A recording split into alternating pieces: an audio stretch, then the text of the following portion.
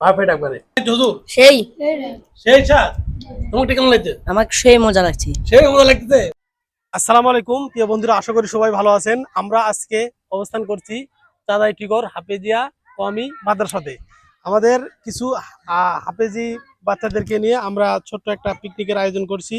আসলে দেখেন যে আমরা কি আয়োজন করছি বা আমরা কি খাওয়া দাওয়ার ব্যবস্থা করছি।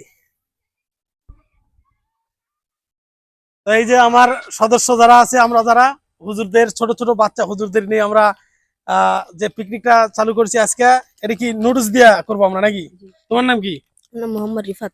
রিফাত, তোমার বাড়ি কোন গ্রামে? ভর্তিতে কি পড়ছো তুমি?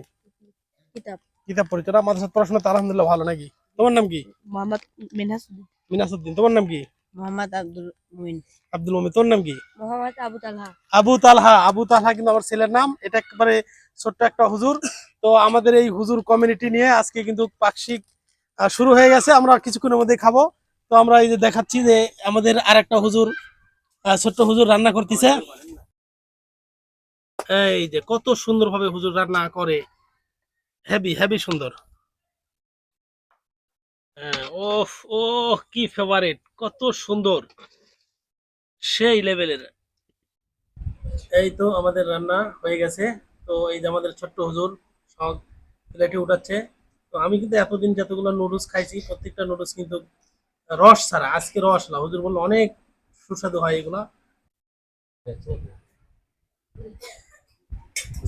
বিসমিল্লাহির রহমানির রহিম।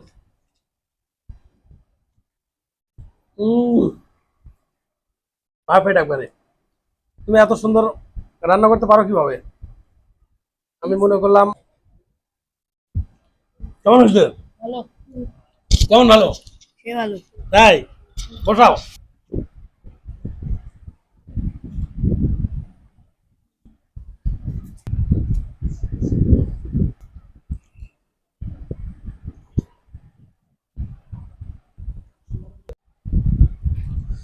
অনেক স্বাদ এগুলা।